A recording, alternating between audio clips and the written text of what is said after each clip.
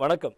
வசந்தம் TV மற்றும் வசந்தம் FM 102.6 102.8 அலைவரிசையினூடாக சுயாதீன செய்தி பார்வையில் உங்களை சந்திக்கின்றோம். இன்றைய தினம் ஆகஸ்ட் மாதம் அல்ல செப்டம்பர் மாதம் 8ஆம் தேதி தேசிய நாளேடுகள் வெளியிட்டிருக்கின்ற முக்கியமான செய்திகள் தொடர்பில் நாங்கள் விரிவாக பார்ப்பதற்கு தயாராக இருக்கிறோம். இன்றைய பத்திரிகைகளை பொறுத்தவரைக்கும் பிரதானமான செய்திகளாக ஜனாதிபதி தேர்தல் களத்தில் வேட்பாளர்கள் தெரிவிக்கின்ற கருத்துக்கள் தான் முக்கியமான செய்திகளாக இருப்பதை காரணம். அதிலும் ஜனாதிபதி ரணில் விக்ரமசிங்க அவர்கள் நேற்றைய தினம் யாழ்ப்பாணத்துக்கு விஜயம் மேற்கொண்டு ஆற்றிய உரை முக்கியமாக இருப்பதை காணலாம். அன்றகுமார் திசாநாயக்க வடக்கு மக்களிடம் மன்னிப்பு கோர வேண்டும் என்பதாக அவர் வலியுறுத்திய விடயங்கள் முக்கியமாக இருப்பதை காணும். எனவே அவர் இந்த வடக்குக்கு பிரச்சாரத்துக்கு வந்த போது தென்பகுதி மக்களினுடைய அந்த பாதையில் வடக்கு மக்களும் செல்ல வேண்டும், எனவே அந்த மாற்றத்தை ஏற்படுத்த நீங்களும் முன்வர வேண்டும் என்பதாக அவர் அச்சுறுத்தல் விடுத்திருக்கிறார் என்பதாகத்தான் ஜனாதிபதி இந்த கருத்தை தெரிவித்திருக்கிறார். தொடர்பான செய்திகள் பிரதானமான செய்திகளாக இருப்பதை காணலாம். அதேபோல் நேற்று தினம் இலங்கை தமிழரசு கட்சியினுடைய சிரேச தலைவர் மாவை சேனாதிராஜாவையும் சந்தித்து அவர் கலந்துரையாடி இருக்கிறார். எனவே மாவை ஜனாதிபதி ரணில் விக்ரமசிங்க வெற்றி பெற வேண்டும் என்பதாக தன்னுடைய கருத்தை வெளியிட இப்போது தமிழரசு கட்சியின் நிலைப்பாடு குறித்து இப்போது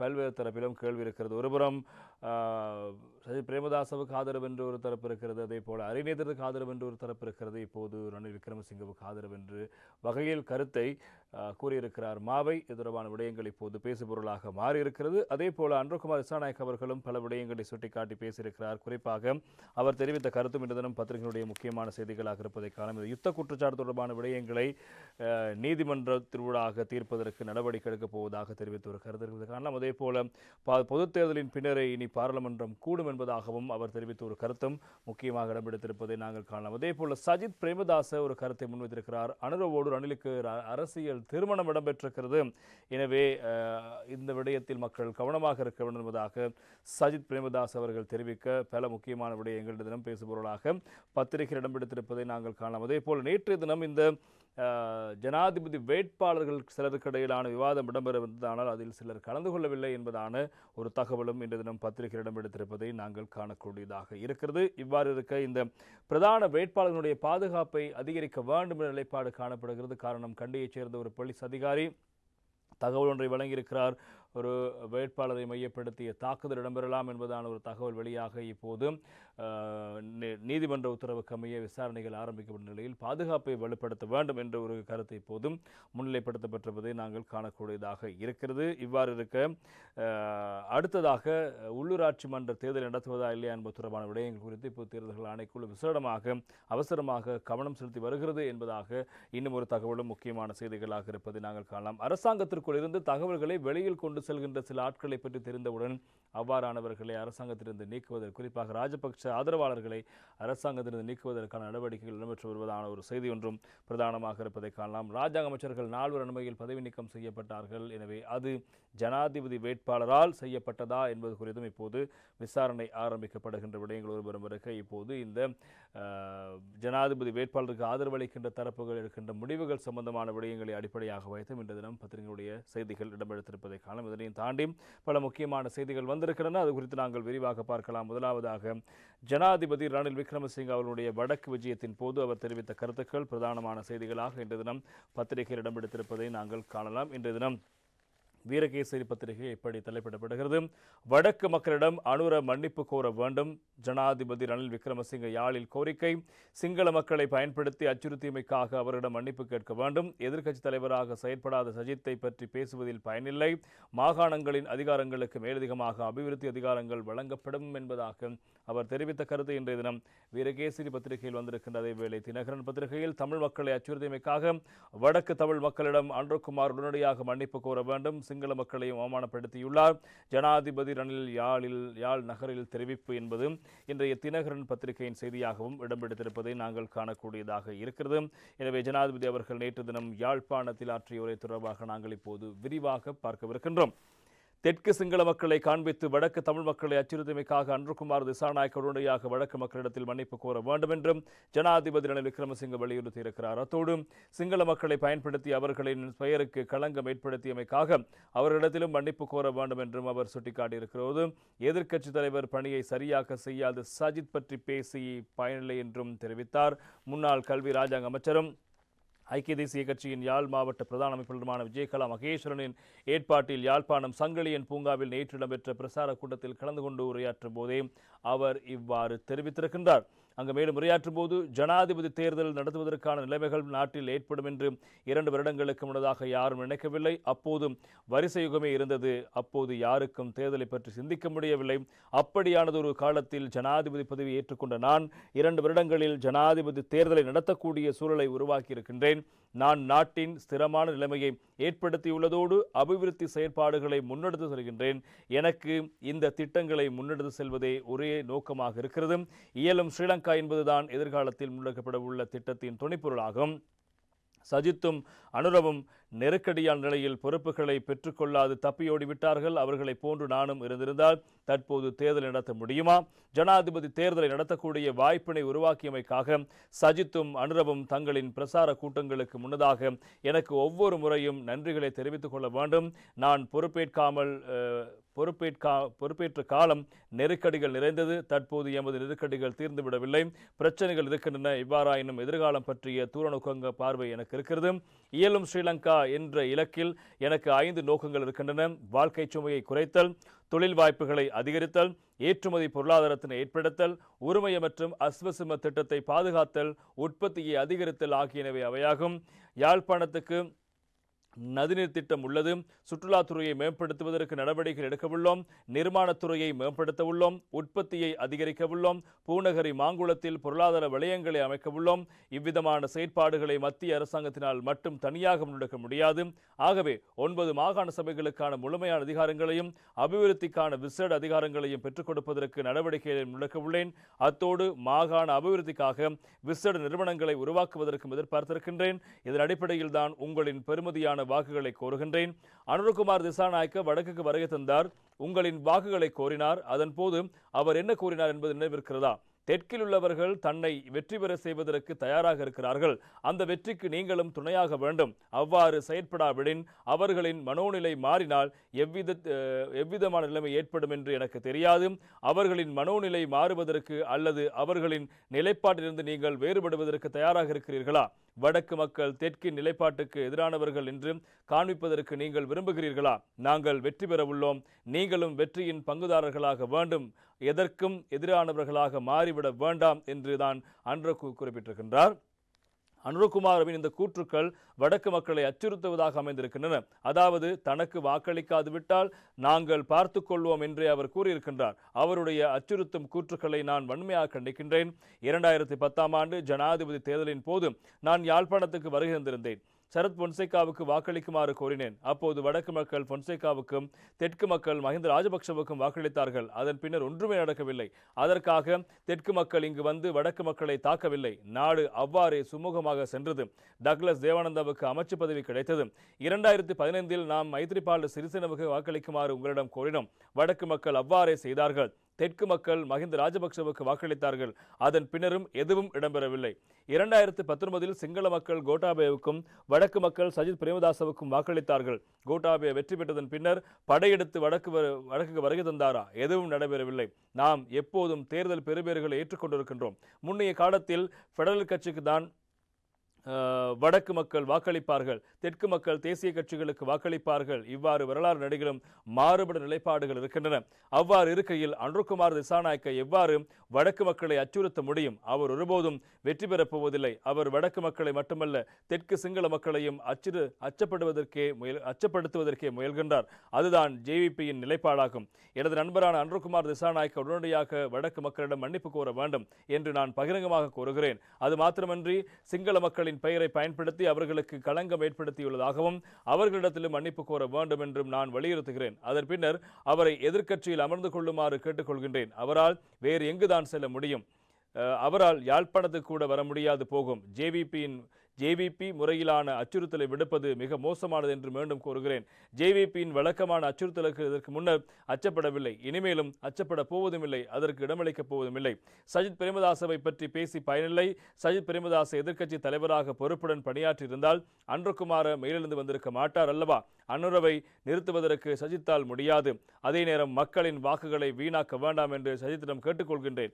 அவர் மேடையில் ஏறிய நேரத்திலிருந்து ஏதாவது பேசிக்கொண்டே இருக்கிறார். அதனால் எவ்விதமான விதமான பயனும் இல்லை. எமக்குள்ள ஒரே நோக்கம் இந்த நாட்டை முன்னோக்கி கொண்டு செல்வதாகும். அதற்காக இருக்கும் ஒரே தெரிவு சிலிண்டருக்கு புல்லடியிடுவதாகும். அவ்வாறு புல்லடியிடவில்லை என்றால் எரிவாயும் இல்லை, அபிவிருத்தியும் இல்லை என்பதாக நேற்று தினம் ஜனாதிபதி ரணில் விக்ரமசிங்க அவர்கள் யாழ்ப்பாணத்தில் இடம்பெற்ற தேர்தல் பிரசார கூட்டத்தில் தெரிவித்த கருத்துக்கள் முக்கியமான செய்திகளாக இருப்பதை காணலாம். அண்மையில் அன்றகுமார் திசாநாயக்க அவர்கள் யாழ்ப்பாணத்துக்கு விஜயம் செய்த போது தெரிவித்த கருத்தான் இப்போது சமூக மட்டத்தில் பேசுபொருளாக மாறியிருக்கிறது. ஒரு தரப்பு அதனை அவ்வாறு அவர் இனவாத அடிப்படையில் பேசவில்லை என்று ஒரு கருத்தை முன்வைக்க, இன்னொரு தரப்பு அவர் இவ்வாறு மக்களை அச்சுறுத்திவிட்டார் என்பதாக தெரிவிக்க, நேற்று தினம் MA சுமந்திரன் அவர்களும் இது தொடர்பான கருத்துக்களை முன்வைக்கும் போது தெரிவித்த கருத்து என்னுடைய நண்பர் அன்றகுமார் திசாநாயக்கவை நீண்ட நாட்களாக எனக்கு தெரியும்.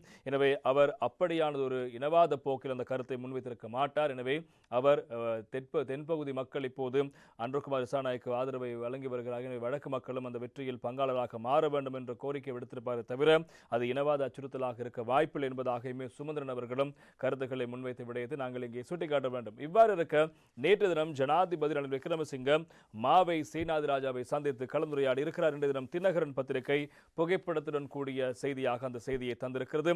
யாழ் சென்ற ஜனாதிபதி மாவையுடன் சந்திப்பு என்பதாக அந்த செய்திக்கு தலைப்பிடப்பட்டிருப்பதை காணலாம். இன்றைய தினம் அது தொடர்பான புகைப்படம் வெளியாகியிருப்பதை காணலாம். நேற்றைய தினம் யாழ்ப்பாணத்தில் இருக்கின்ற மாவை சேனாதிராஜனுடைய இல்லத்துக்கு சென்ற ஜனாதிபதி அவர்கள் அவரை சந்தித்திருக்கிறார்.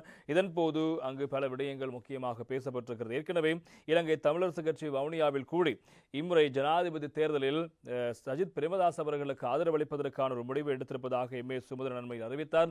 அதற்கு பிறகு மாவை சேனாதிராஜா தெரிவித்த கருத்து, எனக்கு ஒன்றும் தெரியாது, சுகயினமின் காரணமாக நான் கூட்டத்தில் பங்கேற்கவில்லை, எனவே அந்த முடிவுகள் தொடர்பாக எனக்கு எதுவும் அறிவிக்கப்படவில்லை என்பதாக ஊடகங்களுக்கு அறிவித்திருந்தார். இவ்வாறு நிலையில் ஏற்கனவே ஸ்ரீதரன் அவர்கள் தமிழ் பொது வேட்பாளருக்கான ஆதரவை வழங்கப் போவதாக தெரிவித்திருக்கிறார். இவ்வாறு மூன்று தரப்பும் ஒருபுறம் இருக்க, இப்போது இரண்டு தரப்பும் ஒருபுறம் இருக்க மூன்றாவது தரப்பாக மாறியிருக்கிறார் மாவை சேனாதிராஜா. நேற்று தினம் சந்திப்பின் பின்னர் ஊடகங்களுக்கு கருத்துக்களை முன்வைக்கும் போது அவர் தெரிவித்த ஒரு முக்கியமான கருத்து, ரணில் விக்ரமசிங்க அவர்கள் வெற்றி பெற வேண்டும் என்பதாக ஒரு நிலைப்பாட்டை அவர் அறிவித்திருக்கிறார். எனவே வடகிழக்கு மக்களின் தீர்க்கப்படாத பிரச்சினைக்கு ஒரு குறுகிய காலத்தில் தீர்வை பெற்றுக் கொடுக்க வேண்டும் என்ற கோரிக்கை முன்வைக்கப்பட்டதாகவும் அதற்கு அவர் சம்மதம் தெரிவித்ததாகவும், அதே போல அடுத்து பாராளுமன்றத்திற்கு செல்வதற்கு முன்பதாக இந்த விடயத்தில் முக்கியமான முன்னெடுப்புகளை மேற்கொள்ள வேண்டும் என்ற கோரிக்கை முன்வைக்கப்பட்டதாகவும் அதற்கும் ஜனாதிபதி ரணில் விக்ரமசிங்க தன்னுடைய இணக்கத்தை வெளியிட்டதாகவும், எனவே நாங்கள் இந்த சஜித் பிரேமதாசவுக்கு ஆதரவு வழங்கப்பட்ட விடயம் தொடர்பில் எவ்விதமான கலந்துரையாடல்களும் இடம்பெறவில்லை என்பதாகவும் தமிழரசு கட்சியினுடைய சிரேசு தலைவர் மாவை சேனாதிராஜா தெரிவித்திருக்கிறார். எனவே இப்போது தமிழரசு கட்சியினுடைய சிரேசு தலைவர் மாவை சேனாதிராஜா அவர்கள் ஜனாதிபதி ரணில் விக்ரமசிங்கவுக்கு ஆதரவு அளிப்பதை போன்ற ஒரு நிலைப்பாட்டை கொண்டிருக்கின்றார். மறுபுறம் ஸ்ரீதரன் அவர்கள் இப்போது தமிழ் பொது வேட்பாளருக்கான ஆதரவு தொடர்பான விடயத்தில் அவர்கள் முன்முறமாக இருக்கிறார்கள். மறுபுறம் MA சுமந்திரன் தரப்பு இப்போது தமிழரசு கட்சி சஜித் பிரேமதாசவுக்கு ஆதரவு என்ற நிலைப்பாட்டை கொண்டிருக்கிறார். எனவே தமிழரசு கட்சியினுடைய ஆதரவு முழுமையாக யாருக்கு என்பதுதான் மிக முக்கியமான பேசுபொருளாக கேள்வியாக இப்போது மாறியிருக்கிறது. இவ்வாறு இருக்க சஜித் பிரேமதாஸ் அவர்கள் தெரிவித்த கருத்தும் இன்றைய தினம் முக்கியமான செய்தியாக இடம்பெற்றிருக்கிறது. இன்றைய வீரகேசரி பத்திரிகையில் தொடர்பான செய்திக்கு தலைப்பிடப்படுகிறது. அனுரவுடன் ரணிலுக்கு அரசியல் திருமணம், பச்சை யானையும் சிவப்பு யானையும் ஒரே அணியில் என்கிறார் சஜித் என்பது இன்றைய வீரகேசரி பத்திரிகையின் இரண்டாம் பாகத்தினுடைய பிரதான தலைப்பாக இடம்பெடுத்திருப்பதை நாங்கள் காணக்கூடியதாக இருக்கிறது. எனவே அது தொடர்பாக நாங்கள் இப்போது பார்க்கலாம். 220 லட்சம் மக்கள் முன்னிலையில் இன்று கீரியும் பாம்பும் ஒன்றாக இணைந்திருக்கிற நிகழ்வு இடம்பெற்றிருக்கிறது. ஜனாதிபதி ரணில் விக்ரமசிங்கவுக்கும் அன்றகுமார் திசாநாயக்கவுக்கும் அரசியல் திருமணம் இடம்பெற்றிருக்கிறது. இந்த இரு தரப்பினரும் ஒன்றிணைந்து மோசமான கூட்டமைப்பொன்றை உருவாக்கி என்னை தோல்வியடைய முயற்சிக்கிறார்கள் என்று எதிர்க்கட்சி தலைவர் சஜித் பிரேமதாஸ் அவர்கள் தெரிவித்திருக்கிறார். ஜனாதிபதி வேட்பாளர் ஒருவருக்கு 200 மில்லியன் ரூபாய் செலவாகும். இவர்கள் இருவரும் கலந்தாலோசித்து ஜனாதிபதி பதவியையும் பிரதமர் பதவியையும் பிரித்துக் கொண்டால் 200 மில்லியன் செலவிலிருந்து குறைவடையும். இதுவரை காலமும் இவர்கள் நாடகமாடி மக்களை ஏமாற்றியிருக்கிறார்கள். இது இவர்களுடைய டீல். இந்த டீலோடு தபால் மூல வாக்களிப்புக்கு முந்தைய தினம் அரசு ஊடகத்தில் உரையாற்றுவதற்கு அன்றகுமாரவுக்கு சந்தர்ப்பம் வழங்கப்பட்டது என்றும் எதிர்க்கட்சித் தலைவர் தெரிவித்திருக்கின்றார். ஐக்கிய மக்கள் கூட்டணியின் பிரசார கூட்டம் நேற்று முன்தினம் ஆலியகுட நகரில் இடம்பெற்றது. இந்த கூட்டத்தில் கலந்து கொண்டு உரையாற்றிய போதே அவர் இந்த விடயங்களை சுட்டிக்காட்டியிருக்கிறார். எமது நாட்டு வரலாற்றில் ஜனாதிபதி தேர்தலில் போட்டியிடுகின்ற ஒருவர் தோல்வியடைவேன் என தெரிவித்த முதல் சந்தர்ப்பம் இதுவாகும். தற்போதைய ஜனாதிபதி ரணில் விக்ரமசிங்க தான் தோல்வியடைவதாக தெரிவித்திருக்கின்றார். ரணில் விக்ரமசிங்கவுக்கு வாக்களிக்க நினைத்திருக்கின்ற ஐக்கிய தேசிய கட்சி, மொட்டு கட்சி ஆதரவாளர்கள் அந்த வாக்குகளை வீணடிக்காமல் ஐக்கிய மக்கள் சக்திக்கு வாக்களிக்குமாறு கேட்டுக்கொள்கின்றேன். ரணில் விக்ரமசிங்க வரலாற்று காலம் முழுவதும் மக்களை வழித்தவர செய்கின்ற மற்றும் காட்டிக் கொடுக்கின்ற வேலையை தான் செய்திருக்கின்றார். 2019 ஆண்டு தேர்தலின் போதும் என்னை தோல்வியடை செய்வதற்கு பெறுவதற்காக கோட்டாபேவோடு டீல் செய்து கொண்டார். இன்று காணப்படுகின்ற சேறு பூசுகின்ற மக்களை ஏமாற்றி முட்டாளாக்குகின்ற கீழ்த்தரமான அரசியல் முறைமையை நாம் இல்லாமல் இருக்க வேண்டும். இன்று வருகின்றார்கள் செல்கின்றார்கள் என்று கூறப்பட்டாலும் ஐக்கிய மக்கள் சக்தியின் பயணத்தில் எந்த ஒரு மக்கள் பிரதிநிதியும் பணம் கொடுத்து பெற்றுக்கொள்ளவோ அல்லது வைத்துக் கொள்ளவோ இல்லை. இந்த நாட்டுக்கு உள்ள ஒரே மாற்று வழி ரணில் அனுர தொடர்பு அல்ல. மக்களின் வேதனையை மக்களின் உயிர் நாடியை உணருகின்ற மக்கள் மயமான ஐக்கிய மக்கள் சக்தியும் ஐக்கிய மக்கள் கூட்டணியுமாகும். தான் தெற்கிலே வெற்றி அடைந்திருப்பதாக அனுரகுமார் திசாநாயக்க வடக்குக்கு சென்று கூறுகிறார். அது வெறும் கனவு. அனுரவும் ரணிலும் அரசியல் ரீதியான உறவு வைத்திருக்கின்ற போது ஐக்கிய மக்கள் சக்தி பொதுமக்களோடு ஒப்பந்தம் செய்கிறது. எனவே எமக்கு திருடர்களோடு டீல் இல்லை. எமது ஒரே பொறுப்பு துன்பத்தில் இருக்கின்ற மக்களை மீட்டெடுப்பதாகும் என்பதாக சஜித் பிரேமதாச எதிர்க்கட்சித் தலைவர் ஜனாதிபதி வேட்பாளர் தெரிவித்த கருத்தும் முக்கியமான செய்தியாக இன்று தினம் வீரகேசரி பத்திரிகையில் இடம்பெடுத்திருப்பதை நாங்கள் காணலாம். அதே போல அனுரகுமார திசாநாயக்க தெரிவித்த கருத்தும் இன்று முக்கியமான செய்திகளாக பத்திரிகையில் இடம்பெடுத்திருப்பதை நாங்கள் காணக்கூடியதாக இருக்கிறது. இன்று தினம் தினக்குரல் பத்திரிகையில் அவர் தெரிவித்த கருத்து, இன்றைய தமிழன் பத்திரிகையில் அவர் தெரிவித்த கருத்து முக்கியமாக இடம்பெடுத்திருப்பதை காணலாம். இன்றைய தமிழன் பத்திரிகையில் போர் குற்றவாளிகளை நீதிமன்றங்களே தண்டிக்கும் தீர்க்கமாக கூறுகிறார் அனுர என்பதாக இன்று தினம் தமிழன் பத்திரிகை தலைப்பெற்றிருப்பதை காணலாம். போரின் போதும் என்ன நடந்தது என்பதை கண்டறிந்து வெளிப்படுத்துவதில் நான் அப்போதும் இப்போதும் உறுதியாக உள்ளேன். ஆனால் போர் குற்றவாளிகளுக்கான தண்டனையில் நீதிமன்றங்களூடாக தொடர்புடைய விடயம் என்று தேசிய மக்கள் சக்தியின் தலைவரும் ஜனாதிபதி வேட்பாளருமான அனுரகுமார் திசாநாயக்க தெரிவித்திருக்கிறார். அண்மையில் சர்வதேச ஊடகம் ஒன்றுக்கு வழங்கிய செவியொன்றின் போதே அவர் இந்த விடயங்களை சுட்டிக்காட்டியிருப்பதாக அந்த செய்தி தொடர்கிறது. அதேபோல இன்று தினம் தினக்குரல் பத்திரிகையில் மற்றும் ஒரு தகவலும் முக்கியமாக இடம்பெறுகிறது. பொது தேர்தலின் பின்னரே இனி பாராளுமன்றம் கூடும். தற்போதுள்ள எம்பிக்களில் 150 பேர் வரை அடுத்த பாராளுமன்றத்தில் இருக்க மாட்டார்கள் என்பதாக அனுரகுமார் திசாநாயக்க அவர்கள் தெரிவித்த கருத்தும் இந்த தினம் தினக்குரல் பத்திரிகையுடைய முக்கியமான செய்தியாக இடம்பெடுத்திருப்பது நாங்கள் காணலாம். எனவே அவர் தெரிவித்த கருத்தும் பிரதானமான செய்தியாக இருக்கிறது. எனவே அவர் தெரிவித்த அந்த கருத்து குறித்து நாங்கள் இப்போது விரிவாக பார்க்கவிருக்கின்றோம். பொது தேர்தலின் பின்னரே இனி பாராளுமன்றம் கூடும் என்று தெரிவித்த தேசிய மக்கள் சக்தி ஜனாதிபதி வேட்பாளர் அனுரகுமார் திசாநாயக்க தற்போதுள்ள எம்பிக்களில் 150 பேர் வரையிலானோர் அடுத்த பாராளுமன்றத்தில் இருக்க மாட்டார்கள் என்றும் தெரிவித்திருக்கிறார். மரதன் கடவுளவில் வெள்ளிக்கிழமை இடம்பெற்ற தேர்தல் பிரசார கூட்டத்தில் கலந்து கொண்டு உரையாற்றும் போதே இந்த விடயங்களை அவர் சுட்டிக்காட்டி பேசியிருக்கிறார். மேலும் சில விடயங்களை அவர் சுட்டிக்காட்டியிருக்கிறார். எப்படி தமது தோல்வியை இருந்து தப்பிக்குது என்று ரணில் மற்றும் சஜித் தரப்பினர் நினைப்பது தொடர்பில் கடந்த நாட்களில் கருத்துக்கள் வெளியிடப்படுகின்றன. அண்மையில் ரணில் சஜித் இணைய வேண்டும் என்று தலதா அத்துக்கூறல கூறி அண்மையில் பாராளுமன்ற உறுப்பினர் பதவியிலிருந்து விலகினார். அதே போன்று ரணிலும் சஜித்தும் இணைய வேண்டும் என்றும் அருந்திக பெர்னாண்டோ சுயாதீன எம்பியாக இருக்கின்றார். இதேவேளை சஜித்துக்கு அளிக்கும் வாக்கு அனுரவுக்கு வழங்குவதை போன்றது என்று ரணில் விக்ரமசிங்கவுக்கும் ரணிலுக்கு வழங்கும் வாக்கு அனுரவுக்கு வழங்குவது போன்று என்று சஜித்தும் கூறுகின்றனர். இப்படி இவர்கள் கூறும் புல்லடிகள் எங்களுக்கு அவசியமில்லை. மக்கள் நேரடியாக எமக்கு வாக்களிக்கலாம். அதே போன்று தபால் மூலம் வாக்களிப்பில் எமக்கு சாதகம் போன்று இருக்கிறது. அடுத்ததாக செப்டம்பர் 21ஆம் தேதி மக்கள் தமது பொறுப்புகளை செய்வார்கள். மக்கள் எங்கள் மீது வைத்துள்ள நம்பிக்கையை மீறாமல் நாங்கள் நிறைவேற்றுவோம். செப்டம்பர் 21ஆம் தேதி நாங்கள் வெற்றியடைந்த பின்னர் முதலாவதாக பாராளுமன்றத்தை கலைப்போம். அதன் பின்னர் அடுத்த பாராளுமன்ற வரையில் அரசியலமைப்பு அமைய அரசாங்கத்தை கொண்டு செல்வோம். சிறப்பாக அந்த காலப்பகுதியில் நாட்டை கொண்டு செல்வோம். அதே போல அதன் பின்னர் பொது தேர்தல் நடந்தால் இப்போதுள்ள பாராளுமன்றத்தில் 150 பேர் வீட்டுக்கு போவார்கள். இதனால் எமக்கு வழங்கும் வாக்கு சாதாரண புள்ளடியாக இருக்காது. கடந்த 3ஆம் தேதியே இறுதி பாராளுமன்றம் ஆகும். அக்டோபர் மாதம் 8ஆம் தேதியை பாராளுமன்றம் கூடவிருக்கிறது. ஆனால் அன்றைய தினத்தில் பாராளுமன்றம் கூடாது. பொது தேர்தலில் பின்னர் வரும் பாராளுமன்றம் கூடும். இதன் பின்னர் அரசு நிறுவனங்களுக்கு தலைவர்களை நியமிப்போம். அமைச்சர்கள் மற்றும் பாராளுமன்ற உறுப்பினர்களின் உறவினர்கள் அரசு நிறுவனங்களின் தலைவர்களாக இருக்கிறார்கள். எனவே அவர்கள் வீட்டுக்கு அனுப்பப்படுவார்கள். இதனால் எமக்கு வழங்கும் புள்ளடி மிகவும் பலமான புள்ளடியாக இருக்கும் என்பதாக அனுரகுமார் திசாநாயக்க அவர்கள் மரதன் கடவுளின் நிகழ்வு இடம்பெற்ற போது பொதுக்கூட்டத்தின் போது அவர் தெரிவித்த கருத்துக்களும் முக்கியமான செய்திகளாக இடம்பெடுத்திருப்பதை நாங்கள் காணக்கூடியதாக இருக்கிறது. இவ்வாறு இருக்க இன்று தினம் மற்றொரு செய்தி ஒன்றும் வெளியாயிருக்கிறது. வீரகேசரி பத்திரிகையில் ஜெயம்பதி விக்ரமரத்ன அவர்கள் தெரிவித்த ஒரு கருத்து வீரகேசரி பத்திரிகையில் இடம்பெடுக்கிறது. தமிழ் மக்களை மிரட்டி வாக்கு பெற தேசிய மக்கள் சக்தி முயற்சி, கலாநிதி ஜெயம்பதி விக்ரமரத்ன குற்றச்சாட்டு என்பதாக இன்றைய வீரகேசரி பத்திரிகை 2ஆம் பாகம் தலைப்பிடுகிறது. தெற்கில் உள்ள மக்களை போன்று வடக்கு கிழக்கில் உள்ள மக்களுக்கும் தாம் விரும்பிய ஜனாதிபதியை தெரிவு செய்யும் உரிமை இருக்கிறது. தேசிய மக்கள் சக்தி தமிழ் மக்களை மிரட்டி வாக்குகளை பெற முயற்சிக்கிறது. இதுவும் ஒரு தேர்தல் விதிமுறை மீறலை என்று கலாநிதி ஜெயம்பதி விக்ரமரத்ன தெரிவித்திருக்கின்றார். தேசிய மக்கள் சக்தியின் ஜனாதிபதி வேட்பாளர் அன்றகுமார் திசாநாயக்க தமிழ் மக்களை மிரட்டி வாக்குகளை பெற முயற்சிக்கின்றார். தங்களுக்கு வாக்களிக்காவிட்டால் வரலாற்று துரோகமாகிவிடும் என்று தமிழ் மக்களை அச்சுறுத்தி மனமாற்றம் செய்ய முயற்சிக்கிறார். ஜனாதிபதி தேர்தல் இன்னமும் நடைபெறவில்லை. ஆனால் தேசிய மக்கள் சக்தியின் ஜனாதிபதி வேட்பாளர் தானே வெற்றியாளர் என்ற மாயையை தோற்றுவிக்க முயற்சிக்கிறார்.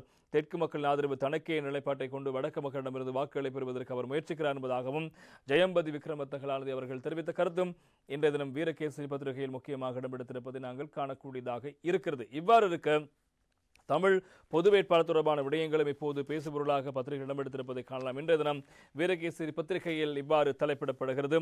தமிழ் பொது வேட்பாளரின் தேர்தல் விஞ்ஞாபனம் 13 வெளிப்படையாக நிராகரிக்கவில்லை. தமிழ் சிவில் சமூக அமையம் ஆழ்ந்த கரிசனை என்பது அந்த செய்தியாக இருக்கிறது. தமிழ் பொது வேட்பாளரின் தேர்தல் விஞ்ஞாபனத்தில் 13ஆம் திருத்தம் தொடர்பில் வெளிப்படையான நிராகரித்தலற்ற ஒரு மௌன துணியை காணப்படுவது குறித்து தமது ஆழ்ந்த கரிசனையை வெளியிட்டுள்ள தமிழ் சிவில் சமூக அமையமானது குறித்த தேர்தல் விஞ்ஞாபனம் சில விடயங்களை வெளிப்படையாகவும் சில விடயங்களை பூடகமாகவும் வெளிப்படுத்துவதாகவும் சுட்டிக்காட்டியிருக்கிறார்கள் என்பதுதான் அந்த செய்தியாக இருப்பதை நாங்கள் காணக்கூடியதாக இருக்கிறது. இலங்கை தமிழரசு கட்சியினுடைய இந்த விடயங்கள் குறித்தும் இதில் பேசப்படுகின்ற விடயங்கள் முக்கியமாக இருப்பது நாங்கள் காணலாம். எனவே அந்த விடயத்தில் மேலும் பல விடயங்களும் சுட்டிக்காட்டப்படுகிறது. குறிப்பாக இந்த தமிழ் பொது வேட்பாளருடைய தேர்தல் விஞ்ஞாபனம் வெளியிடப்பட்ட நிலையில் அது தொடர்பாக கருத்துக்களை முன்வைக்கும் போதே தமிழ் சிவில் சமூக அமையம் இந்த ஆழ்ந்த கரிசனையை வெளியிட்டிருப்பதாக இன்றைய வீரகேசரி பத்திரிகையில் அது தொடர்பான செய்தி இடம்பெடுத்திருப்பதை நாங்கள் காணக்கூடியதாக இருக்கிறது. இவ்வாறு இருக்க ஸ்ரீதரன் எம்பி அவர்கள் தெரிவித்த ஒரு கருத்து முக்கியமாக இருக்கிறது. தமிழ் பொது வேட்பாளரை ஆதரிப்பதில் என்றும் உறுதி. பிரித்தானியாவில் புலம்பெயர் தமிழர்கள் முன்னிலையில் ஸ்ரீதரன் எம்பி எடுத்துரைப்பு என்பதாக இன்று வீரகேசரி பத்திரிகையில் அது தொடர்பான செய்தியும் முக்கியமாக இடம்பெடுத்திருப்பதை நாங்கள் காணக்கூடியதாக இருக்கிறது. எனவே அது குறித்து நாங்கள் இப்போது விரிவாக பார்க்கலாம். எனது அரசியல் பயணத்தையும் அது சார்ந்த பணிகளையும் தமிழ் தேசிய நிலைப்பாட்டில் இருந்துதான் எமது மக்கள் ஏற்றுக்கொண்டார்கள். அதன் அடிப்படையிலேயே காலத்தின் தேவை உணர்ந்து தமிழ் பொது வேட்பாளரை ஆதரிக்கும் நிலைப்பாட்டில் நான் உறுதியாக இருக்கிறேன் என்பதாக இலங்கை தமிழரசு கட்சியினுடைய பாராளுமன்ற உறுப்பினர் எஸ் ஸ்ரீதரன் தெரிவித்திருக்கிறார். நாட்டின் 9வது ஜனாதிபதி தேர்தல் எதிர்வரும் 21ஆம் தேதி இடம்பெறும் நிலையில் தமிழ் தேசிய பொது கட்டமைப்பினால் இலங்கை தமிழரசு கட்சியின் முன்னாள் பாராளுமன்ற உறுப்பினர் ப. அரியநேத்திரன் தமிழ் பொது வேட்பாளராக களமிறக்கப்பட்டிருக்கிறார். இலங்கை தமிழரசு கட்சி ஐக்கிய மக்கள் சக்தியின் ஜனாதிபதி வேட்பாளர் சஜித் பிரேமதாசவை ஆதரிப்பதாக அறிவித்திருக்கும் நிலையில் தமிழ் பொது வேட்பாளர் அரியநேத்திரனை ஆதரிக்கும் நிலைப்பாட்டில் தான் உறுதியாக இருப்பதாக ஸ்ரீதரன் தெரிவித்திருக்கின்றார். இவ்வாறு ஒரு பின்னணியில் கடந்த மாதம் 29ஆம் தேதி லண்டனுக்கு விஜயம் ஒன்றை மேற்கொண்டிருந்த ஸ்ரீதரன் அங்கு முதலாவது தமிழ் பாராளுமன்ற உறுப்பினர் உமா குமரன் உள்ளடங்களாக பல்வேறு தரப்பினரை சந்தித்து கலந்துரையாடல்களை முன்னெடுத்திருந்தார். அதன் ஓர் அங்கமாக 2 தினங்களுக்கு முன்னர் பிரித்தானியாவால் புலம்பெயர் தமிழர்களின் ஏற்பாட்டில் அங்கு இடம்பெற்ற மக்கள் சந்திப்பில் உரையாற்றிய ஸ்ரீதரன் ஈழத் தமிழர்களை மையப்படுத்திய தமிழ் தேசிய அரசியல் நீரோட்டத்தில் இனத்தின் இருப்புக்காகவும் இறைமைக்காகவும் அரசியல் பணியாற்றுவதற்காகவே நான் இணைந்து கொண்டேன். எனது அரசியல் பயணத்தையும் அது சார்ந்த பணிகளையும் அதே தமிழ் தேசிய நிலைப்பாட்டில் நின்றுதான் எமது மக்கள் ஏற்றுக்கொண்டார்கள். அதனால் இறுதி வரை அந்த கொள்கையில் பிறழ்வற்று பயணிக்க தலைப்பற்றும் என்பதாக தெரிவித்திருக்கின்றார்.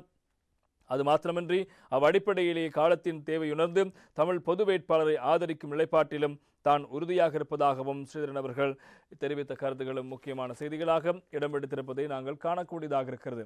இதே போல இன்னும் ஒரு தகவல் இருக்கிறது. ப. அரியநேத்திரன் தமிழ் பொது வேட்பாளர் தெரிவித்த கருத்து இன்றைய தினம் வீரகேசரி பத்திரிகையில் தலைப்பிடுவதை காணலாம். பாராளுமன்ற தேர்தலில் போட்டியிடேன் ஜனாதிபதி வேட்பாளர் அரியநேத்திரன் கூறுகிறார் என்பது இன்றைய வீரகேசரி பத்திரிகையின் செய்தி.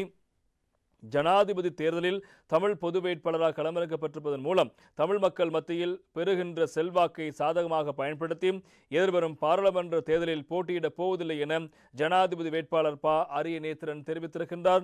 நாட்டின் 9வது ஜனாதிபதி தேர்தல் வரும் 21ஆம் தேதி நடைபெறும் நிலையில் அதில் தமிழ் தேசிய பொது கட்டமைப்பில் நிறுத்தப்பட்டிருக்கின்ற இந்த ஜனாதிபதி வேட்பாளராக ப. அரியநேத்திரன் காணப்படுகிறார். எனவே அவர் இந்த கருத்தை முன்வைத்திருப்பதாக அந்த செய்தி முக்கியமாக இடம்பெடுத்திருப்பதை நாங்கள் காணக்கூடியதாக இருக்கிறது. எனவே அவர் மேலும் பல விடயங்களை சுட்டிக்காட்டி பேசியிருக்கிறார். அந்த அடிப்படையில் அவர் வடகிழக்கு தமிழ் மக்கள் சார்பில் இலங்கை தமிழரசு கட்சியின் முன்னாள் பாராளுமன்ற உறுப்பினர் ப. அரியநேத்திரன் பொது வேட்பாளராக களமிறக்கப்பட்டிருக்கிறார்.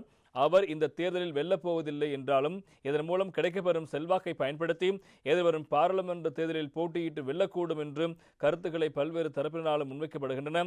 இவ்வாறான பின்னணியில் எதிர்வரும் பாராளுமன்ற தேர்தலில் தான் போட்டியிடப் போவதில்லை என தெரிவித்திருக்கும் அரியநேத்திரன் இம்முறை ஜனாதிபதி தேர்தலில் தமிழ் பொது வேட்பாளராக களமிறக்க மூலம் வடகிழக்கு தமிழ் மக்கள் மத்தியில் பெற்றிருக்கும் செல்வாக்கை ஒருபோதும் தனக்காக பயன்படுத்திக் கொள்ளப் போவது என்பதாகவும் அவர் தெரிவித்திருக்கிறார்.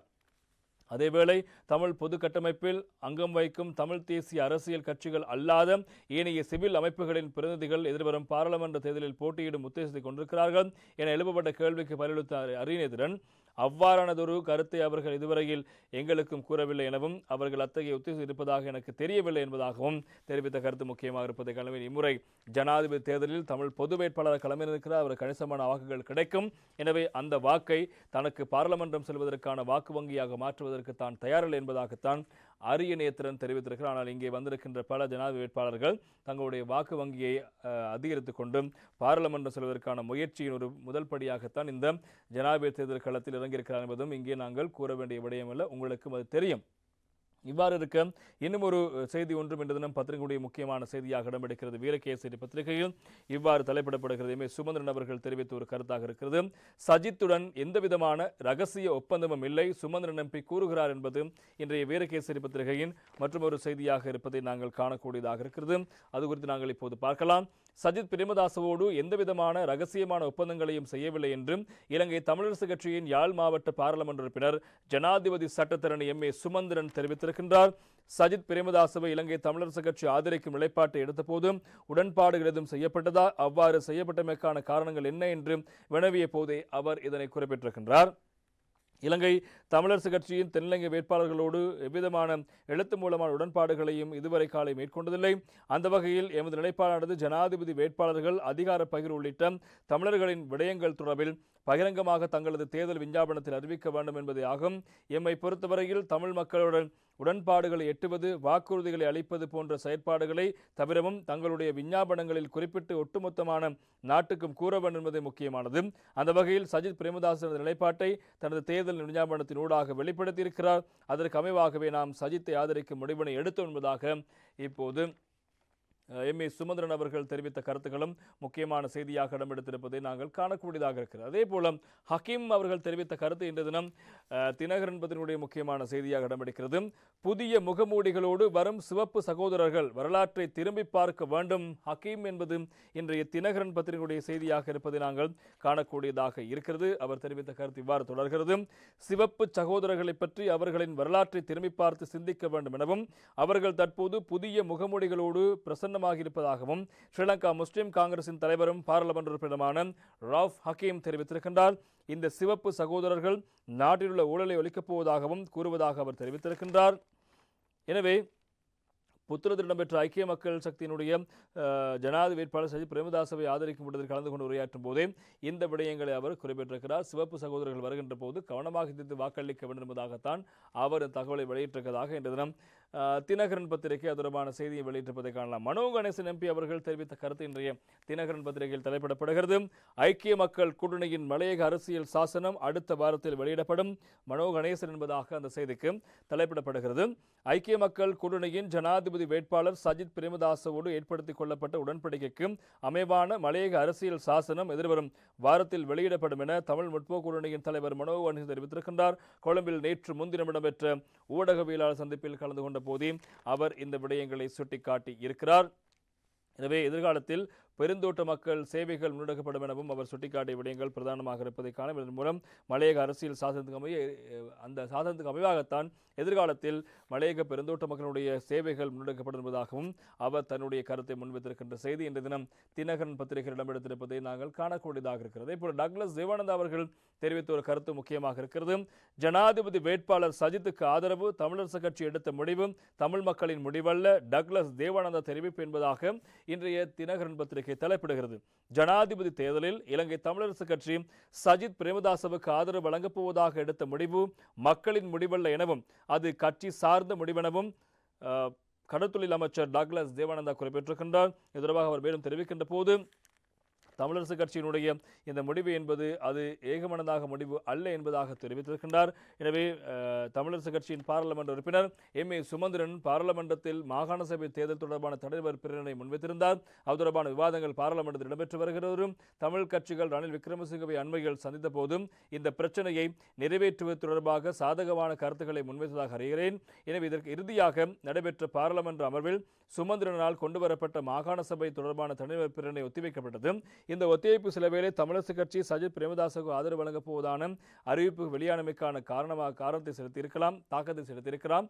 ஏனெனில் தற்போது ஜனாதிபதி தேர்தலுக்கான பிரசாரம் இடம்பெற்று வரும் நிலையில் இச்சந்தர்ப்பத்தில் மாகாண சபை தொடர்பான விவாதம் சிலருக்கு தேவையாக இருக்கலாம், மற்றொரு தரப்பினர் அதை விரும்பாமல் இருக்கலாம். எனினும் தமிழரசு கட்சி பாராளுமன்ற உறுப்பினர் சுமந்திரன் கொண்டு வந்த மாகாண சபை தேர்தல் தொடர்பான தலைவர் பிரேரணை இறுதியாக நடைபெற்ற பாராளுமன்ற அமர்வில் எடுத்துக் கொள்ளப்படுகின்றமை தெரிந்தும் அதற்கு முன்னரே சஜித் பிரேமதாசவின் ஆதரவு அறிவிப்பை சுமந்திரன் வெளிப்படுத்திவிட்டார். எனவே தமிழரசு கட்சி சஜித் பிரேமதாசவுக்கு ஆதரவு வழங்கப் போவதாக எடுத்த முடிவு மக்களின் முடிவல்ல, அது கட்சி சார்ந்த முடிவாகும் என அமைச்சர் டக்ளஸ் தேவானந்தா அவர்கள் தெரிவித்திருக்கின்ற விடயங்கள் முக்கியமாக இருப்பதற்கான விஜயகலா மகேஸ்வரன் அவர்களும் கருத்தொன்றை முன்வைத்திருக்கிறார். இந்த தினம் அது தொடர்பான செய்திகளும் முக்கியமான செய்திகளாக இடம்பெடுத்திருப்பதை காணலாம். இன்றைய வீரகேசரி பத்திரிகையில் அவர் தெரிவித்த கருத்தும் முக்கியமாக இருப்பதை காணலாம். வடகிழக்கு மாகாண சபைகளுக்கு விசேட அந்தஸ்து வழங்க வேண்டும், யாழ் பிரசார கூட்டத்தில் திருமதி விஜயகலா மகேஸ்வரன் கோரிக்கை என்பது இன்றைய வீரகேசரி பத்திரிகையின் தலைப்பாக இடம்பெடுத்திருப்பதை நாங்கள் காணலாம். எனவே அவர் தெரிவித்த கருத்தை பார்க்கலாம். சின்னா பின்னமாகியுள்ள தமிழ் கட்சிகளின் கருத்துக்களை கேட்காது எமது மக்கள் சுயாதீனமாக சிந்தித்து எதிர்கால ஜனாதிபதியை தெரிவு செய்யும் வகையில் ஜனாதிபதி ரணில் விக்ரமசிங்கவுக்கு வாக்களிக்க வேண்டும் என்றும் முன்னாள் கல்வி ராஜாங்க அமைச்சரும் யாழ் மாவட்ட ஐக்கிய தேசிய கட்சியினுடைய அமைப்பாளருமான திருமதி விஜயகலா மகேஸ்வரன் தெரிவித்திருக்கின்றார். வடகிழக்கு மாகாண சபைகளுக்கு சிறப்பு அந்தஸ்து வழங்கப்பட வேண்டியது அவசியம் என்றும் அவர் தெரிவித்திருக்கின்றார். மேலும் மாகாணங்களுக்கான அதிகாரங்களை வழங்காவிட்டாலும் வழங்கும் விடயத்திலும் 13ஆம் திருச்சட்டத்தை அமல்படுத்துவதற்கும் உரிய நடவடிக்கை எடுக்கப்பட்டு வருகிறது. இதற்கான உறுதிமொழியினை எமது தலைவர்கள் ரணில் விக்ரமசிங்கவிடம் வழங்கியிருந்தார்கள். ரணில் விக்ரமசிங்க வழங்கியிருக்கிறார் எமது தலைவர்களிடம். அதே போல வடக்கில் மாகாண சபை அமலில் இருந்த போது மாகாண சபைக்கு வரும் நிதிகள் உரிய காலத்துக்குள் பயன்படுத்தப்படாது, அவை மத்திய அரசாங்கம் திரும்பிச் செல்லும் நிலைமையை காணப்பட்டது. ஆனால் மாகாண சபைகளுக்கு வழங்கப்படும் நிதிகள் திரும்பிச் செல்லாத வகையில் புதிய நிதித்திட்டம் அமல்படுத்தப்பட வேண்டும். இந்தியாவின் தமிழகத்தில் இத்தகைய விசேட நிதித்திட்டம் அமல்படுத்தப்படுகிறது. அவ்வாறு திட்டத்தை இங்கு நடைமுறைப்படுத்துவது வடக்கு கிழக்கு மாகாண சபைகளுக்கு சிறப்பு அந்தஸ்தை வழங்கப்பட வேண்டும். ஜனாதிபதி விக்ரமசிங்க இதற்கான நடவடிக்கை எடுக்க வேண்டும் என்றும் இந்த சந்திப்பில் கேட்டுக்கொள்கின்றேன். இன்று எதிர்க்கட்சித் தலைவர் சஜித் பிரேமதாசவோடு பாட்டை சபை கணவக்க ஜிஎல் பீரிஸ், நாள கொடகேவா உள்ளிட்டோர் அங்கம் வைக்கிறார்கள். இவர்கள் முன்னாள் ஜனாதிபதி கோட்டாபய ராஜபக்சோடு இருந்து செயற்பட்டவர்கள்.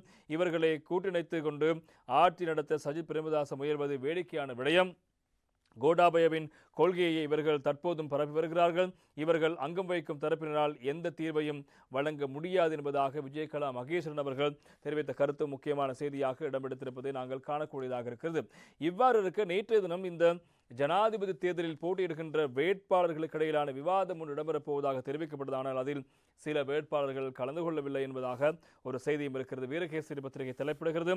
விவாதத்தில் பங்கேற்காத சஜித் நாமல் அரிய நேத்திரன் என்பதாக அந்த செய்தி இன்று தினம் வீரகேசரி பத்திரிகையில் இடம்பெடுத்திருப்பதை நாங்கள் காணலாம்.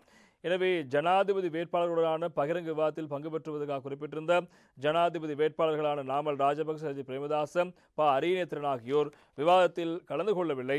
சர்வஜன சக்தியின் ஜனாதிபதி வேட்பாளர் திலீப் ஜெயவீர மாத்திரம் விவாதத்தில் கலந்து கொண்டார். ஜனாதிபதி வேட்பாளர்களான விஜயதாச ராஜபக்ச, நுவான் போப்பகே, சரத் மணவேந்திரம், அனோஜ் டி சில்வா, ஓசல ஹேரத், பிரியந்த விக்ரமசிங்க ஆகியோர் இன்றைய விவாதத்தில் கலந்து கொள்ளவிருக்கிறார்கள். மார்ச் 12 இயக்கத்தின் ஏற்பாட்டில் ஜனாதிபதி வேட்பாளருடனான விவாதம் பண்டாரநாயக்க ஞாபகார்த்த சர்வதேச மாநாட்டு மண்டபத்தில் நேற்று மாலை 3 மணிக்கு ஆரம்பமானது. இதன்போது உரையாற்றிய பெப்ரல் அமைப்பின் நிறைவேற்று பணிப்பாளர் ரோஹண எட்டியாராச்சி, ஜனாதிபதி தேர்தலில் போட்டியிடும் 39 வேட்பாளருக்கும் இந்த விவாதத்தில் பங்கேற்குமாறு அழைப்பு விடுத்தோம். சுயேட்சை வேட்பாளராக போட்டியிடும் ஜனாதிபதி விக்ரமசிங்க விவாதத்தில் பங்கு பெற்ற முடியாது என்றும் எழுத்து மூலமாக அறிவித்திருக்கின்றார்.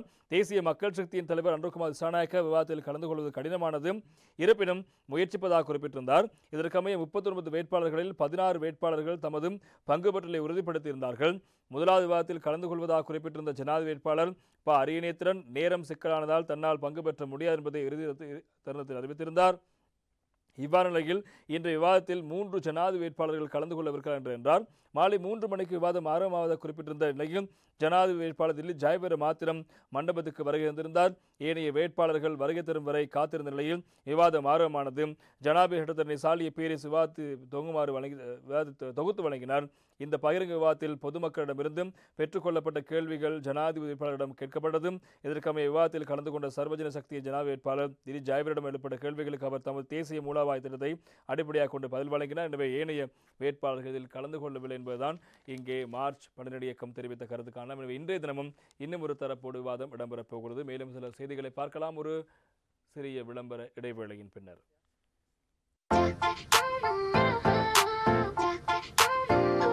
ரீலோட் செய்து அல்லது செல்ஃப் கேர் ஆப் ஊடாக ஆக்டிவேட் செய்திடுங்க. SLT Mobitel நிகரற்ற இணைப்பு. In a world of hidden and untold stories. Then decided to study and I got 7 A's. I broke with tradition or history, whichever you like to call it. In a world that craves information and transformation. Would you be mine? I'm coming down on my knees. That's my favorite line. Your country is so beautiful. Thank you very much. People are very friendly. Inspiring stories, redefining success, enlightening conversations.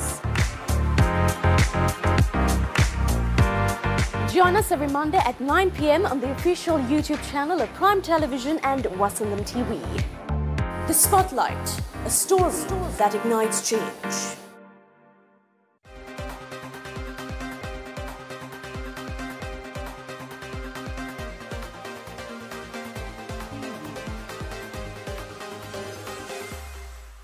Vasantham TV மற்றும் வசந்தம் எஃப்எம்மின் சுயாதீன செய்தி பார்வையோடு இணைந்திருக்கின்றோம். எனவே நேற்று தினம் நாங்கள் உங்களுக்கு ஒரு தகவலை வழங்கியிருந்தோம். ஜனாதிபதி வேட்பாளர் மீது தாக்குதல் நடத்துவதற்கான திட்டம் காணப்படுவதாக கண்டியை சேர்ந்த முன்னாள் போலீஸ் அதிகாரி ஒருவர் தெரிவிக்க, அந்த விடயம் தொடர்பாக நேற்று முன்தினம் கொழும்பு நீதவான் நீதிமன்றத்தின் உத்தரவு பிறப்பிக்கப்பட்ட தொடர்பான விசாரணைகளை மேற்கொள்ளுமாறு ரகசிய போலீசாருக்கும் அறிவித்தல் வழங்கப்பட்டிருக்கிறது. எனவே அந்த தகவல் வழங்கிய நபரிடமும் விசாரணை மேற்கொள்ளப்படுகிறது. எனவே இந்த விடயமானது இப்போது அரசியல் களத்தில் மிகப்பெரிய ஒரு பேசுபொருளாக மாறியிருக்க தொடர்பான செய்தி இன்றைய தினம் தினக்குரல் பத்திரிகையிலும் அதே போல இன்றைய தமிழன் பத்திரிகையுடைய முக்கியமான செய்தியாக இடம்பெடுத்திருப்பதை காணலாம். இன்றைய தமிழன் பத்திரிகையுடைய பிரதான தலைப்புச் செய்தி, பிரதான வேட்பாளர்களின் பாதுகாப்பு அதிகரிப்பு, அவர்களின் கூட்டங்களுக்கும் உச்சக்கட்ட பந்தோபஸ்தை வழங்க தீவிர ஆராய்வு என்பது இன்றைய தமிழன் பத்திரிகையுடைய பிரதான தலைப்புச் செய்தியாக இடம்பெடுத்திருப்பதை நாங்கள் காணக்கூடியதாக இருக்கிறது.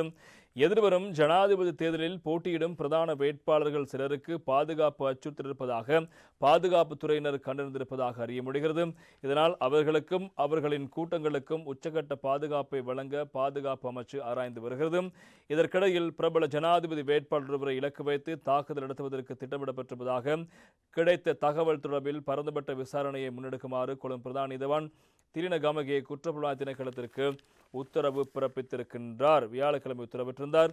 இம்முறை தேர்தலில் போட்டியிடும் பிரபல வேட்பாளர் ஒருவரை இலக்கு வைத்து தாக்குதல் நடத்துவதற்கு திட்டமிடப்பட்டுள்ளதாக கிடைத்த தகவல் தொடர்பிலேயே ரகசிய அறிக்கை ஒன்றை பிரதான நீதவான் உத்தியோகபூர்வ கருமப்படுத்த சமர்ப்பித்துள்ளதோடு அது தொடர்பில் குற்றப்புலனாய்வு திணைக்களத்தின் விசேட விசாரணை பிரிவால் விளக்கம் அளிக்கப்பட்டிருக்கிறது. இந்த சம்பவம் தொடர்பில் நீதிமன்றத்துக்கு முன்வைக்கப்பட்ட பி அறிக்கையின் ரகசிய தன்மையை உறுதிப்படுத்தி அதனை பாதுகாப்பாக வைத்துக் கொள்ளுமாறு குற்றப்புலனாய்வு திணைக்களத்திடம் கோரிக்கை முன்வைக்கப்பட்டிருக்கிறது. இந்த தாக்குதல் திட்டத்தை உறுதிப்படுத்தி குற்றப்புலனாய்வு திணைக்களத்துக்கு தகவல் வழங்கிய நபரை நீதிமன்றில் ஆஜராகுமாறு அறிவிப்பு விடுக்கப்பட்டிருக்கிறது. இந்த சம்பவம் தொடர்பில் இடம்பெறும் விசாரணைகளின் முன்னேற்ற அறிக்கையை முன்வைக்குமாறும் பிரதான நீதவான் குற்றப்புலனாய்வு திணைக்களத்தில் விசேட விசாரணை பிரிவுக்கு உத்தரவிட்டிருக்கின்றார். இந்த பின்னணியிலேயே வேட்பாளர்களுக்கு பாதுகாப்பை அதிகரிக்க அதிகபட்ச கவனம் செலுத்தப்பட்டிருக்கிறது. இதேவேளை இந்த விடயம் தொடர்பில் தமக்கு எதுவும் அறிவிக்கப்படவில்லை எனவும் வேட்பாளர்களின் பாதுகாப்பு தொடர்பான பொறுப்புகள் அனைத்தும் போலீஸ் திணைக்களத்திடம் ஒப்படைக்கப்பட்டிருப்பதாகவும் தேர்தல்கள் ஆணையாளர் நாயகம் சமன் ஸ்ரீ ரத்நாயக்க தெரிவித்திருக்கிறார் என்பது இன்றைய தினம் முக்கியமான செய்தியாக பிரதான தலைப்புச் செய்தியாக இன்றைய தமிழன் பத்திரிகை இடம்பெடுத்திருப்பதை காணவில்லை. பிரதான வேட்பாளர் ஒருவரை இலக்கு வைத்து மேற்கொள்ளப்பட போகின்ற தாக்குதல் தொடர்பாக ஒரு முன்னாள் போலீஸ் அதிகாரி தகவல் வழங்க அது இப்போது பேசுபொருளாக மாறும் நிலையில் இப்போது ஜனாதிபதி வேட்பாளர்களுக்கு பிரதான வேட்பாளர்களுக்கு பாதுகாப்பு பந்தோபஸ்தை அதிகரிப்பதற்கான விடயங்கள் குறித்தும் இப்போது கவனம் செலுத்தப்பட்டிருக்கிறது என்பதும் முக்கியமான செய்தியாக இடம்பெடுத்திருப்பதை காணலாம். இவ்வாறு இருக்க இன்றைய தினம் வீரகேசரி பத்திரிகையிலும் அதே போல இன்றைய தினக்குரல் பத்திரிகையிலும் முக்கிய செய்தி ஒன்று வந்திருக்கிறது. அது தொடர்பான செய்தி இவ்வாறு தலைப்பிடப்படுகிறது. அரசாங்கத்திற்குள் 7 பேர் சதித்திட்டம், 4 உடனடியாக வெளியேற்றம் என்பது இன்றைய வீரகேசரி பத்திரிகையின் செய்தி. அதே போல இன்றைய தினக்குரல் பத்திரிகையின் பிரதான தலைப்பும் அரசுக்குள்ளிருந்து கொண்டு தகவல் வெளியிடுவதா, ராஜபக்ச தரப்பை முற்றாக நீக்கும் நடவடிக்கை ஆரம்பம், அதன் முதற்கட்டமே 4 ராஜாங்க அமைச்சர்களின் பதவி நீக்கம், மேலும் பல ராஜாங்க அமைச்சர்களை பதவியை விலக்குமாறு வலியுறுத்து என்பது இன்றைய தினம் தினக்குரல் பத்திரிகையின் செய்தியாக இடம்பெடுத்திருப்பதை நாங்கள் காணக்கூடியதாக இருக்கிறது. எனவே அது குறித்து நாங்கள் இப்போது விரிவாக பார்க்கலாம். ஸ்ரீலங்கா பொதுஜன பெரமுனவின் ராஜபக்ச ஆதரவு தரப்பினரை அரசாங்கத்திலிருந்து நீக்குவதற்கு ஜனாதிபதி ரணில் விக்ரமசிங்க தரப்பினர் நடவடிக்கை எடுத்து வருகிறார்கள். ஜனாதிபதி ரணில் விக்ரமசிங்கவினால் உடனடியாக அமலுக்கு வரும் வகையில் ராஜாங்க அமைச்சர்கள் 4 பேர் பதவி நீக்கம் செய்யப்பட்டதை தொடர்ந்து அதற்கான நடவடிக்கைகள் ஆரம்பிக்கப்பட்டுள்ளதாகவும் தெரிவிக்கப்படுகின்றது. எனவே அதில் அரசியலமைப்பின் 47(3)A சரத்தின் மூலம் ஜனாதிபதிக்கு வழங்கப்பட்டுள்ள அதிகாரங்களின் பிரகாரம் 4 ராஜாங்க அமைச்சர்களை உடனடியாக அமலுக்கு வரும் வகையில் பதவியிலிருந்து நீக்கி ஜனாதிபதி வியாழக்கிழமை நடவடிக்கை எடுத்திருந்தார். இதன்படி ஸ்ரீலங்கா பொதுஜன பெரமுன ஜனாதிபதி வேட்பாளர் நாமல் ராஜபக்சவுக்கு ஆதரவு வழங்கும் ராஜாங்க அமைச்சர்களான பிரேமலால் ஜெயசேகர, இந்திக் அனுருத்த, அதே போல மொஹான் பிரியதர்சினி சில்வா மற்றும் ஸ்ரீபால கம்லத் ஆகியோர் தமது பதவிகளில் நீக்கப்பட்டிருக்கின்றார்கள். இந்நடவடிக்கை தொடர்பில் கடும் அதிருப்திக்கு உள்ளாகியுள்ள ராஜபக்ச தரப்பினர் இது தொடர்பில் எதிர்வரும் நாட்களில் முக்கிய தீர்மானங்களை எடுக்க உள்ளதாகவும் தெரிவிக்கப்படுகிறது. எதிர்வரும் ஜனாதிபதி தேர்தலில் சுயேட்சை வேட்பாளராக போட்டியிடும் ரணில் விக்ரமசிங்கவுக்கும் ஸ்ரீலங்கா பொதுஜன பெரமுனவை சேர்ந்த பெரும்பான்மையான எம்பிக்கள் ஆதரவளிக்கும் நிலையில் 26 எம்பிக்களே மொட்டு வேட்பாளர் நாமல் ராஜபக்சவை ஆதரிக்கிறார்கள். Mahinda Rajapaksa, Chamal Rajapaksa, Hasintha Rajapaksa, Sagara Kariyawasam, Johnson Fernando, Jayantha Ketagoda, Sanjeeva Edirimanna D Weerasinghe, UK Sumith, அதேபோல திஸ்ஸ குட்டியாரச்சி, நிபுணர் ரணவக்க, DV சாணக்க, இந்திக் அனுருத்த, பிரசன்ன ரணவீர, இசுரு துடாங்கோட, காமினி லோககே, மர்ஜான் பலேல், ஸ்ரீபால் கம்லத், அதே போல சரத் வீரசேகர, தேனுக்க விதான கமகே, சமன் பிரிய ஹேரத், மஞ்சுள வர்ணகுமார, நாளக கொடகொட, அதே போல மொஹான் சில்வா மற்றும் CB ரத்நாயக் ஆகியோர் மாத்திரமே நாமல் ராஜபக்சவை ஆதரிக்கிறார்கள். அத்தோடு இந்த ஜனாதிபதி தேர்தலில் ஜனாதிபதி ரணில் விக்ரமசிங்கவுக்கு ஆதரவளிக்காத அரசாங்க கட்சியை பெயரளவில் பிரதிநிதித்துவப்படுத்தும் எம்பிக்கள் அனைவரையும் வெளியேறுமாறு அறிவிக்கப்பட்டிருப்பதாக கூறப்படுகிறது. ஜனாதிபதி ரணில் விக்ரமசிங்கவுக்கு தனக்கு ஆதரவான அமைச்சர்கள் உள்ளிட்ட பல கட்சிகள் அமைப்புகளின் கோரிக்கையை கருத்தில் கொண்டே இந்த தீர்மானத்தை எடுத்திருப்பதாகவும் அரசியல் தகவல்கள் தெரிவிக்கின்றன. ஜனாதிபதிக்கு ஆதரவளிக்காதவர்களை அரசாங்கத்தின் பெயரளவில் வைத்துக் கொண்டு செயற்படுவதில் பிரயோசனம் இல்லை எனவும் தேர்தல் தொடர்பாக எடுக்கும் தீர்மானங்களை எதிர்க்கட்சிகளிடம் தெரிவித்து இவர்கள் அரசியல் சூதாட்டத்தில் ஈடுபடுவதாகவும் கூறப்படுகிறது. எனவே முக்கியமான தருணத்தில் ஆதரவளிக்காதவர்களை நீக்கி எதிர்வரும் ஜனாதிபதி தேர்தலின் செயற்பாடுகளை சுதந்திரமாக முன்னெடுப்பதற்கு சந்தர்ப்பம் வழங்குமாறு மற்றவர்கள் ஜனாதிபதியிடம் கோரிக்கை விடுத்திருக்கிறார்கள். மேலும் பல அரசு அதிகாரிகள் மற்றும் பாராளுமன்ற உறுப்பினர்களுக்கும் குழுவிற்கு எச்சரிக்கை விடுக்கப்பட்டிருப்பதாகவும் ஜனாதிபதி தேர்தல் முக்கியமான கட்டத்தை எட்டியுள்ள இந்த தருணத்தில் அரசாங்கம் தயங்காமல் நடவடிக்கை எடுக்க வேண்டும் எனவும் தெரிவிக்கப்படுகிறது. எனவே முடிவு இந்த அறிவிப்பின் பிரகாரம் மேலும் பல ராஜாங்க அமைச்சர்கள் தமது பதவிகளில் இருந்து நீக்கப்படலாம், ராஜினாமா செய்யுமாறு கோரிக்கை விடுத்திருப்பதாக தெரிவிக்கப்படுகிறது. இவ்வாறு நிலையில் வியாழக்கிழமை ஸ்ரீலங்கா பொதுஜன பெரமுன, ஸ்ரீலங்கா சுதந்திர கட்சி உள்ளிட்ட கட்சிகளைச் சேர்ந்த ரணில் விக்ரமசிங்கவுக்கு ஆதரவளிக்கும் குழுவினர் ஒன்றிணைந்து பொதுஜன ஐக்கிய சுதந்திர முன்னணி என்ற புதிய கூட்டணியை அமைத்திருக்கிறார்கள். இதனைத் தொடர்ந்து குறித்த 4 ராஜாங்க அமைச்சர்களும் பதவி நீக்கம் செய்யப்பட்டதாக அறிவிக்கப்படுகிறது என்பது செய்தி. எனவே தனக்கு ஆதரவில்லாத எவரும் அரசாங்கத்தில் இருக்கக்கூடாது என்பதாக இப்போ ஜனாதிபதி முடிவெடுத்திருக்கிறார். எனவே அதற்கு அமையாக முதற்கட்டமாக 4 பேர் நீக்கப்பட்டார்கள். எனவே எஞ்சியோரும் தனக்கு ஆதரவளிக்காதவர்களையும் நீக்குவதற்கு நடவடிக்கை எடுக்கப் போவதாக அந்த கட்சியினுடைய அல்லது அரசாங்கத்தின் உள்ளக தகவலை மையப்படுத்தி இன்று தினம் தினக்குரல் பத்திரிகை அதற்கு பிரதான தலைப்பெற்றிருப்பதை நாங்கள் காணக்கூடியதாக இருக்கிறது. இவ்வாறு இருக்க இன்று தினம் தமிழன் பத்திரிகையில் மற்றொரு செய்தி இடம்பெடுத்திருக்கிறது. தபால் மூல வாக்களிப்பு தொடர்பான விடயத்தை மையப்படுத்தி தபால் மூல வாக்களிப்பில் 80% வாக்குப்பதிவு, வாக்காளர் அட்டைகளை விநியோகிக்க விசேட ஏற்பாடு என்பதாக இன்றைய தமிழன் பத்திரிகையில் செய்தி ஒன்று வெளியாகியிருக்கிறது.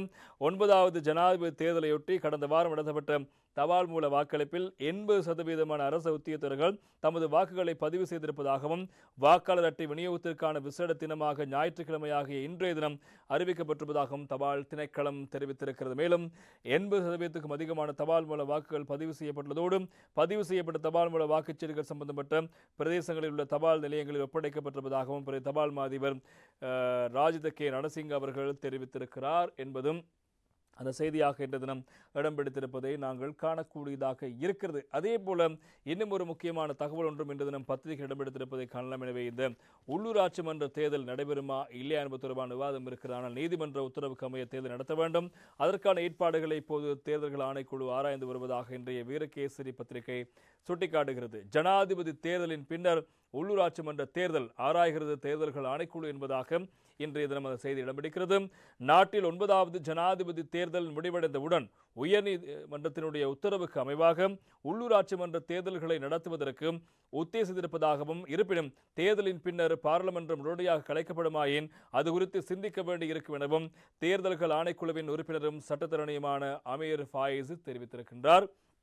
எனவே அவர் மேலும் சில விடயங்களையும் சுட்டிக்காட்டி பேசியிருக்கிறார். தொடர்பாக நாங்கள் இப்போது விரிவாக பார்க்கக்கூடியதாக இருக்கும். எனவே இந்த விடயத்தில் அவர் தெரிவித்த விடயம் 9வது ஜனாதிபதி தேர்தல் எதிர்வரும் 21ஆம் தேதி நடைபெறுகிறது. இதனிடையே 2022ஆம் ஆண்டு உள்ளாட்சி மன்ற தேர்தல்கள் நடைபெற வந்த நிலையில் பிற்போடப்பட்டதன் காரணமாக வாக்காளர்களின் அடிப்படை உரிமை மீறப்பட்டிருப்பதாகவும், எனவே உள்ளூராட்சி மன்ற தேர்தலை உடனடியாக நடத்துவதற்கு தேர்தல்கள் ஆணைக்குழு நடவடிக்கை எடுக்க வேண்டும் என்றும் கடந்த மாதம் உத்தரவு பிறப்பிக்கப்பட்டிருக்கிறது.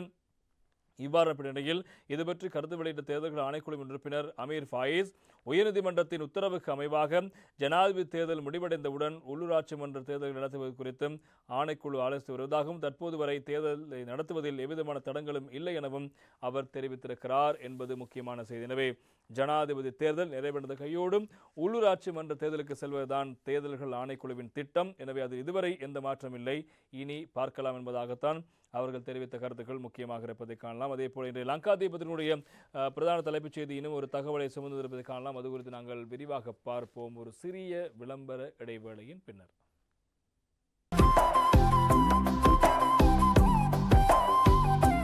அழகின் அழகே சாயா.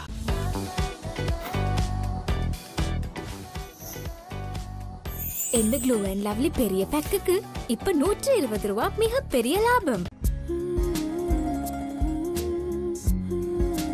பெர்ஃப்யூம் லாக்குடன் புதிய பெஸ்ட் எவர் சன்லைட், முன்பை விட நறுமணத்துடன் சிறந்த செலவைக்கு. Star dish wash magic top, அடிப்பிடித்த உணவு கழிவு எண்ணெய் அனைத்தையும் ஸ்க்ரப் ஒன்று இலவசம்.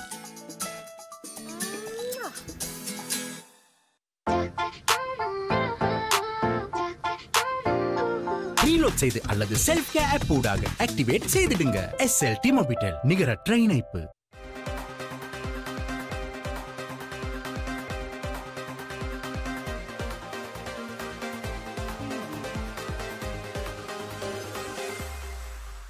வசந்தம் டிவி மற்றும் வசந்தம் எஃப்எம்மின் சுயாதீன செய்தி பார்வை நடந்திருக்கிறோம். அந்த வகையில் இன்று தினம் பத்திரிகையில் ஜனாதிபதி தேர்தல் மற்றும் அதோடு தொடர்புடைய செய்திகள் தான் முக்கியமான செய்திகளாக இடம்பெடுத்திருப்பது நாங்கள் காணலாம். இன்று தினம் லங்காதீப் பத்திரிகையில் மற்றும் ஒரு செய்தி பிரதான செய்தியாக இடம்பெடுத்திருப்பதை நாங்கள் பார்க்கலாம்.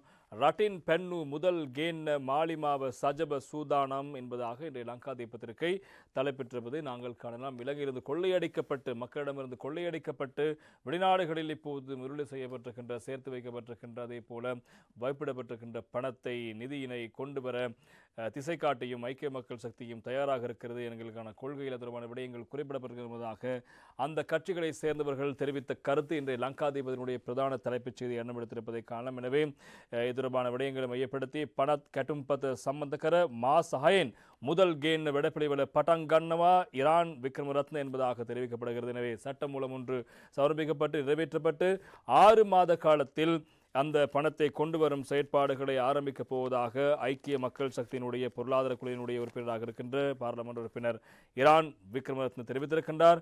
அதே போல இன்னும் ஒரு செய்தி இருக்கிறது. ராஜ்ய வத்கம் பிரதிசந்தான ஆயத்தனை மகின் கட்டயுத்து கரணவா என்பதாக ஒரு செய்தி இருக்கிறது. எனவே அரசு சொத்துக்கள் தொடர்பான விடயங்களை கையாளுகின்ற அமைப்பு ஒன்றை உருவாக்கி நிறுவனம் ஒன்றை உருவாக்கி அதனூடாக இந்த சொத்துக்களை மீண்டும் கொண்டு வரும் செயற்பாடு ஆரம்பிக்க போவதாக சுனில் ஹந்துன்னெத்தி தெரிவித்திருக்கிறார். எனவே இந்த இருதரப்பும் வெளிநாட்டில் இருக்கின்ற மக்களிடமிருந்து கொள்ளையடிக்கப்பட்ட பணத்தை மீண்டும் கொண்டு வரும் முயற்சியில் நாங்கள் இருவரும் ஈடுபடும் என்பதாக மாறி மாறி அவர்கள் சொல்லியிருக்கின்ற விடயங்கள் இன்றைய தினம் லங்காதீபத்தினுடைய முக்கியமான செய்தியாக இடம்பெடுத்திருப்பதை காணலாம். அதே போல இன்றைய மௌபிம பத்திரிகையினுடைய பிரதான தலைப்புச் செய்தியும் அதனை மையப்படுத்தியான செய்தியாக இடம்பெடுத்திருப்பதை நாங்கள் காணக்கூடியதாக இருக்கிறது. ஜனபதி வரணேதி சந்த லக்ஷ தியாக் வத்துரே பார்லிமெண்ட் தூக்கல்ல வரதட்ட மேத்திவரண கமிஷமின் டாஸ் என்பதாக அந்த செய்திக்கு தலைப்பெற்றிருப்பதை நாங்கள் காணக்கூடியதாக இருக்கிறது. வெளிநாட்டில் வசிக்கின்ற புலம்பெயர் தொழிலாளர்கள் அதே போல புலம்பெயர் மக்கள் வாழ்கின்றார்கள். அவர்களும் அதே போல இந்த சிறையில் இருக்கின்றவர்கள் தொடர்பான விடயத்தை மையப்படுத்தி அவர்களும் வாக்களிக்கக்கூடிய வகையிலான அல்லது காணப்படுகின்ற இடையூறுகள் நீக்குவதற்கான விடயங்கள் மையப்படுத்தி ஒரு சட்டமூலம் ஒன்று கொண்டு வர வேண்டும் என்று கோரப்பட்ட போதிலும் அது தொடர்பான விடயங்களை பாராளுமன்றம் கவனத்தில் கொள்ளாத காரணமாக இப்போது 30 லட்சத்துக்கும் அதிகமான வாக்குகளை அளிக்க முடியாத நிலைமை இப்போது உருவாகி இருப்பதாக தேர்தல்கள் கண்காணிப்பாளர்கள் சுட்டிக்காட்டி இருக்கிறார்கள். எனவே சட்ட தயாரிப்பு சட்டவாக்க திணைக்களத்தின் ஊடாக நிறுவனத்தின் ஊடாக பாராளுமன்ற தொடர்பான விடயங்கள் குறித்து நேரடியாக பொறுப்புகள் வழங்கப்பட்ட போதிலும் எனவே இந்த விடயத்தை எந்தவிதமான கடிசனையும் கொள்ளாமல் பாராளுமன்றம் கைவிட்டிருக்கிறது. இவ்வாறு பாராளுமன்றம் இந்த விடயத்தில் அதிக அக்கறை கொள்ளாத காரணத்தினால் கிட்டத்தட்ட 30 லட்சம் வாக்காளர்கள் வாக்குகளை அளிக்க முடியாமல் அந்த வாக்குகள் அப்படியே இருக்கப் போகும் என்பதாக தெரிவிக்கப்படுகிறது. வெளிநாட்டில் வசிக்கின்றவர்கள் அதே போல சிறைச்சாலையில் இருக்கின்றவர்களுக்கான விடயத்தை மையப்படுத்தி அவர்களுக்கு வாய்ப்பளிக்க வேண்டும் வாக்களிக்க என்பதாக கூறப்பட்ட போதிலும் பாராளுமன்றம் அதற்கான ஏற்பாடுகளை சரியான முறையில் செய்யாதவினால் இப்போது 30 லட்சம் வாக்குகள் அளிக்க முடியாத வாக்குகளாக மாறப்போகிறது என்பதாக தேர்தல் கண்காணிப்பாளர்கள் இந்த குற்றச்சாட்டை முன்வைத்திருப்பதை நாங்கள் காணக்கூடியதாக இருக்கிறது. இவ்வாறு இருக்க இந்த தினம் தினகரன் பத்திரிகையில் மற்றும் ஒரு செய்தி ஒன்றும் இடம்பெடுத்திருப்பதை நாங்கள் காணக்கூடியதாக இருக்கிறது. குறிப்பாக தினகரன் பத்திரிகையில் விவசாய கடன்கள் தள்ளுபடியானது, அமைச்சரவை பத்திரம் சமர்ப்பிப்பு என்பது பிரதான செய்தியாக இடம்பெடுக்கிறது. விவசாய நடவடிக்கைகளுக்காக விவசாயிகள் பெற்ற அனைத்து விவசாய கடன்களையும் உடனடியாக அமலுக்கு வரும் வகையில் தள்ளுபடி செய்வதற்கான யோசனையை ஜனாதிபதி ரணில் விக்ரமசிங்கே அமைச்சரவையில் சமர்ப்பித்திருக்கின்றார். விவசாய திணைக்களத்தின் கீழ் இயங்கும் விவசாய வங்கிகள் மூலம் விவசாயிகளுக்கு வழங்கப்படும் விவசாய கடன்கள், சுழல் கடன்கள் மற்றும் விவசாய ஓய்வூதிய காப்புறுதி கடன்களிலிருந்து இவ்வாண்டு 2024 செப்டம்பர் மாதம் 3ஆம் தேதி வரை நிலுவையில் உள்ள மொத்த கடன் தொகையையும் தள்ளுபடி செய்ய ஜனாதிபதி ரணில் விக்ரமசிங்கே கொள்கை ரீதியான தீர்மானம் ஒன்றை எடுப்பதற்கான கடந்த 3ஆம் தேதி அமைச்சரவையில் பிரேரணையை சமர்ப்பித்தார். இவ்வாறு தள்ளுபடி செய்யப்பட்ட கடனை ஈடு செய்வதற்கு தேவையான ஒதுக்கீடுகளை திரைசிலிருந்து விவசாய திணைக்களத்தினூடாக விவசாய வங்கிகள் மற்றும் விவசாயிகள் சங்கங்களுக்கு 2025ஆம் ஆண்டின் ஆண்டுக்குள் விடுவிக்கப்படுவதற்கும் 2025ஆம் ஆண்டுக்கான வரவு செலவினத்தில் தேவையான ஏற்பாடுகளை உள்ளடக்குவதற்கும் ஜனாதிபதி அமைச்சரவை பத்திரத்தில் முன்மொழிந்திருக்கின்றார். ஜனாதிபதியின் பிரேரணைக்கு அடுத்த வாரம் அமைச்சரவையில் அங்கீகாரம் வழங்கப்படும் என திரைசேரி வட்டாரங்கள் தெரிவிக்கின்றன. தற்போது 46,933 விவசாயிகளிடமிருந்து இவ்வாறு 165 கோடியே 46,75,093 ரூபாய் நிலுவைத் தொகையாக விவசாய வங்கி கடன்கள் காணப்படுகிறது. அவை அனைத்தையும் ரத்து செய்து அதனை ஈடு செய்வதற்கான தொகையை திரைசேரி இப்போது விவசாய திணைக்களுக்கு வழங்கி அதனை அந்த வங்கிகளுக்கு வழங்குவதற்கு ஏற்பாடுகளை மேற்கொள்வதற்கான அமைச்சரவை பத்திரத்தை ஜனாதிபதி கடந்த வாரம் சமர்ப்பித்திருக்கிறார். எனவே அந்த அமைச்சரவை பத்திரத்துக்கு அடுத்து வரும் அமைச்சரவை அனுமதி வழங்கலாம் என்பதாக சொல்லப்படுகிற விவசாய கடனை தள்ளுபடி செய்ய போவதாக ஏற்கனவே ஜனாதிபதி வேட்பாளராக இருக்கின்ற சஜித் பிரேமதாச தேர்தல் வாக்குறுதியை வழங்கி வருகிறார். இப்போது ரணில் விக்ரமசிங்கே அவர்கள் அதற்கான அமைச்சரவை பத்திரம் சமர்ப்பித்து 2025ஆம் ஆண்டுக்குள் இந்த கடனை தள்ளுபடி செய்யும் நடவடிக்கைகளை மேற்கொள்ளுமாறு இந்த விடயத்தில் சுட்டிக்காட்டி ஒரு முன்மொழிவை முன்வைத்திருப்பதாக இன்றைய தினகரன் பத்திரிகை அதற்கு பிரதான தலைப்பிட்டு சுட்டிக்காட்டியிருப்பதை நாங்கள் காணக்கூடியதாக இருக்கிறது. இவ்வாறு இருக்க இன்று தினம் மௌவிய பத்திரிகையில் மேலும் சில செய்திகளும் வெளியாகி இருக்கின்றன. टॅबल छंद घेणं बरू सायबर प्रचार वेरदी करवानगे प्रजा ஐத்திய அகோசிகளை ஹக்கி மெத்திவர்ண கமிசம் கியா என்பதாக இன்று தினம் மௌ பிம பத்திரிகையில் அது தொடர்பான செய்தி வெளியாகியிருப்பதை காணலாம். தபால் வாக்கு தொடர்பில் பொய்யான சைபர் பிரசாரங்களை முன்னெடுத்து வருகின்ற நபர்களுக்கு எதிராக நடவடிக்கை மேற்கொள்ளப்பட போவதாக தேர்தல்கள் ஆணைக்குழு தெரிவித்திருக்கிறது. எனவே இவ்வாறு இந்த தகவலை வழங்குகின்றவர்களுடைய அந்த குற்றம் உறுதி செய்யப்பட்டால் அவருடைய குடியுரிமை கூட பறிக்கக்கூடிய நிலைமை சட்டத்தில் ஏற்பாடுகள் காணப்படுவதாக தேர்தல்கள் ஆணைக்குழு இந்த விடயத்தை எச்சரிக்கை கொண்டு விடுத்திருப்பதாக அந்த செய்தியும் முக்கியமாக இடம்பெடுத்திருப்பதை நாங்கள் காணலாம். எனவே இவ்வாறு இந்த தபால் மூல வாக்களிப்பு தொடர்பில் சமூக ஊடகங்களில் போலியான பிரசாரங்களை மேற்கொள்கிற நபர்களுக்கு எதிராக நடவடிக்கை எடுக்கப் போவதாகவும் குறிப்பாக அவர்களுக்கு சிறை தண்டனை அல்லது அவர்களுடைய இந்த வாக்கு உரிமை அல்லது அவர்களுடைய இந்த குடியுரிமை பறிக்கப்படுவதற்கான வாய்ப்புகள் அதிகமாக காணப்படுவதாக எனவே தேர்தல்கள் ஆணைக்குழுவின் உறுப்பினர் MMPC பெரேரா அவர்கள் ஞாயிறு மௌவிய பத்திரிகை வழங்கிய செவ்வியில் தெரிவித்த கருத்து முக்கியமாக இருப்பதை காலம் தபால் மூல வாக்கள் இடம்பெற்ற நிலையில் இவருக்கு வாக்கு அதிகம், இவருக்கு வாக்கு அதிகம், இவருக்கு வாக்களிக்கப்பட்டது, இவருக்கு வாக்களிக்கப்படவில்லை என்று பல்வேறு தரப்பும் தங்களுடைய இருக்கிறது என்பதற்காக சமூக வலைத்தளத்தில் ஃபேஸ்புக்கில் வலைத்தளத்தில் எழுதி வருகிறார்கள். எனவே அவ்வாறு பிழையான பிரச்சாரங்கள் மேற்கொள்வதுடைய குடியுரிமை பறிப்பதற்கான வாய்ப்பும் இருக்கிறது என்பதாகத்தான் தேர்தல்கள் ஆணைக்குழு தெரிவித்திருக்கிறது. இன்னும் ஒரு செய்தி ஒன்றும் முக்கியமான செய்தியாக இன்று தினம் பத்திரிகையில் வந்திருப்பதை நாங்கள் காணக்கூடியதாக இருக்கிறது. ராஜ அமித்திவருண் ஹதராக் இவத்கலே ஜனபதி அபேட்சக்கியா விசிந்த CMEV பிரஷ்னகராய் என்பதாக ஒரு செய்தியும் மௌவிய பத்திரிகை வெளியாயிருப்பதை காணவில்லை. ஜனாதிபதி வேட்பாளரால் தான் இந்த 4 ராஜாங்க அமைச்சர்களும் பதவி நீக்கம் செய்யப்பட்டார்களா என்பதாக தேர்தல் முரண்பாடுகளை அல்லது வன்முறைகளை கண்காணிக்கின்ற கண்காணிப்பு மத்திய நிலையம், அதாவது CMEV அமைப்பு தெரிவித்திருக்கிறது. எனவே இந்த ராஜாங்க அமைச்சர்கள் 4 பேரை பதவி நீக்கம் செய்யப்பட்ட விவகாரத்தில் ஜனாதிபதி வேட்பாளராக இருக்கின்ற ஜனாதிபதி ரணில் விக்ரமசிங்கே தான் தலையிட்டிருக்கிறாரா என்பது தொடர்பான விடயத்தை நீங்கள் தெரிவிக்க வேண்டும். எனவே அது அப்படி செய்திருந்தால் அது தேர்தல் விதிமுறைகளை மீறும் செயற்பாடாக மாறலாம் என்பதாக இப்போதும் கண்காணிப்பு அமைப்புகள் தெரிவித்திருப்பதாக அந்த செய்திகளும் முக்கியமாக இருப்பதை நாங்கள் காணலாம். அதே போல இன்னும் ஒரு தகவல் இருக்கிறது. கிரிக்கெட் அத்துலு கிரீடா வலட்ட அதால யோஜனா தியாக் அப்பே பிரதிபத்தி பிரகாஷைய அன்ரகுமார திசாநாயக்க என்பது இன்றைய மௌவிய பத்திரிகையின் செய்தி. எனவே கிரிக்கெட் உள்ளிட்ட விளையாட்டுகள் தொடர்பான 30 யோசனைகளை எங்களுடைய கொள்கை பிரகடனத்தில் உள்ளடக்கியிருப்பதாக தெரிவிக்கப்படுகிறது. விளையாட்டு கொள்கை தொடர்பான விடயங்களை வெளிப்படுத்தும் நிகழ்வு அந்த கட்சியினுடைய NPP-யினுடைய கொள்கை விளையாட்டு கொள்கையை வெளியிடும் நிகழ்வு இடம்பெற்றது. இதில் கலந்து கொண்டு உரையாற்றும் போதே JP தலைவர் அன்ரகுமார திசாநாயக்க தெரிவித்திருக்க. எனவே நாங்கள் எங்களுடைய கொள்கை பிரகடனத்தில் கிரிக்கெட் உள்ளிட்ட விளையாட்டுகள் தொடர்பான விடயங்களை மையப்படுத்தி 30 பரிந்துரைகளை பிரேரணைகளை அல்லது முன்மொழிவுகளை வழங்கியிருப்பதாக அவர்கள் தெரிவிக்கின்ற கருத்துக்கள் முக்கியமாக இருப்பதை காலம். அதே போல தினகட்ட பாஸ்போர்ட் எத்தா சியாக் நிகுத்வை எத்த தத்வைய எமத்தி டிரான் பேதலி கராய் என்பதாக இன்ற தினம் இன்னும் ஒரு செய்தியும் இருக்கிறது. தற்போது இந்த பாஸ்போர்ட் பெறுவதில் பாரிய சிக்கல் இருக்கிறது. நாளொன்றுக்கும் 100க்கும் குறைவான பாஸ்போர்ட் மாத்திரம் வழங்கப்படுவதாக தெரிவிக்கின்ற போதும் அமைச்சர் டிரான் அரசு அவர்கள் தெரிவித்த கருத்து நாளொன்றுக்கு 1100 பாஸ்போர்டுகள் விநியோகிக்கப்படுகின்றன. எனவே இந்த விடயம் இந்த தாமதம் அடுத்த வருடத்திலிருந்து சரியாகும் என்பதாகவும் அவர் ஒரு கருத்தை முன்வைத்திருக்கிறார் என்பது முக்கியமான செய்தி. இன்னும் ஒரு தகவலும் இன்று தினம் முக்கியமான செய்தியாக இன்று தினம் தமிழன் பத்திரிகையில் இடம் பிடித்திருப்பதை நாங்கள் காணக்கூடியதாக இருந்தது. ராஜாங்க அமைச்சர் அரவிந்தகுமாரை வீட்டிலிருந்து வெளியேற்றிய நீதிமன்றம் என்பதாக இன்னும் ஒரு செய்தி ஒன்றும் இன்று தினம் முக்கியமாக இடம்பெடுத்திருப்பதை நாங்கள் காணக்கூடியதாக இருக்கிறது. கல்வி ராஜாங்க அமைச்சர் அருணாச்சலம் அரவிந்தகுமார் அனுமதியின்றி தனது பொறுப்பில் வைத்திருந்ததாக கூறப்படும் ஹட்டன் பெருந்தோட்ட கம்பெனிக்கு சொந்தமான லிந்துல்லை ஹென்ஃபோல்ட் தோட்டத்தில் அமைந்துள்ள உத்தியோகபூர்வ இல்லத்தை கல்வி ராஜாங்க அமைச்சர் அரவிந்தகுமார் அனைத்து உடைமைகளோடும் நுவரெலியா மாவட்ட நீதிமன்ற பதிவாளர் பொறுப்பேற்றிருக்கிறார். குறித்த வீட்டை தோட்ட அத்தியட்சகரிடம் ஒப்படைக்குமாறும் நுவரெலியா மாவட்ட நீதிபதி விடுத்த உத்தரவின் பிரகாரம் நீதிமன்ற பதிவாளர் உள்ளிட்ட உத்தியோகத்தர்கள் லிந்துலை போலீஸ் உத்தியோகர்களின் பலத்த பாதுகாப்புக்கு மத்தியில் மேற்படி வீட்டுக்கு சென்று அரவிந்தகுமாரின் அனைத்து உடைமைகளோடும் வீட்டை தோட்ட அத்தியட்சரிடம் ஒப்படைத்திருக்கிறார்கள். 1987ஆம் ஆண்டு லிந்துலை ஹென்ஃபோல் தோட்டத்தின் பிரதான எழுதுவதராக அரவிந்தகுமார் பணிபுரிந்தார். அப்போது தோட்ட நிர்வாக அதிகாரி இந்த வீட்டை அரவிந்தகுமாருக்கு உத்தியோகபூர்வமாக இல்லமாக பயன்படுத்துவதற்கு வழங்கியிருந்தார். ஆனால் அரவிந்தகுமார் வெளியேறிய பின்னர் அந்த வீட்டை ஒப்படைக்காமல் தொடர்ந்தும் அங்கு தங்கியிருந்தமைக்காக தோட்ட நிர்வாக அதிகாரி அவருக்கு எதிராக நுவரெலியா மாவட்ட நீதிமன்றத்தில் வழக்கு தொடர்ந்திருந்தார்.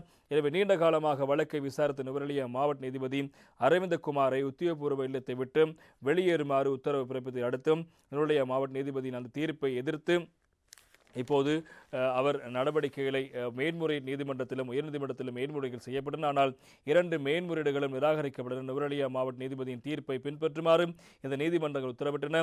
இதன்படி நுவரெலியா மாவட்ட நீதிபதியின் உத்தரவின் பேரில் நீதிமன்ற பதிவாளர் உள்ளிட்ட உத்தியோகத்தர்கள் லிந்துல்லை போலீஸ் அதிகாரிகளின் பலத்த பாதுகாப்போடு லிந்துல்லை ஹென்ஃபோல்ட் தோட்டத்தில் உள்ள உத்தியோகத்துக்கு வந்து உடைமைகளை அனைத்தையும் ஆவணப்படுத்தி பின்னர் தோட்ட நிர்வாகத்திடம் ஒப்படைத்திருக்கிறார்கள் என்பது முக்கியமான செய்தி. தான் பணிபுரிந்த காலத்தில் தனக்கு வழங்கப்பட்ட வீட்டை அவர் இன்னும் ஒப்படைக்காமல் இருந்திருக்கிறார். எனவே அந்த விடயம் தொடர்பில் அந்த தோட்ட நிர்வாகம் நீதிமன்றம் செய்து வழக்கு தொடர இப்போது அந்த வழக்கில் தோட்ட நிர்வாகம் வெற்றி பெற்று அவரை அங்கிருந்து வெளியேற்ற நீதிமன்றம் நடவடிக்கை எடுத்திருக்கிறது என்பது முக்கியமான செய்தியாக காணலாம். அதே போல இன்று தினம் தமிழ் பத்திரிகையில் மற்றும் ஒரு செய்தி, கடவுச்சீட்டு தட்டுப்பாடு, அவசர கொள்முதலுக்கு $1,893 தேவை என்பதாக இன்னும் ஒரு தகவல் இருக்கிறது.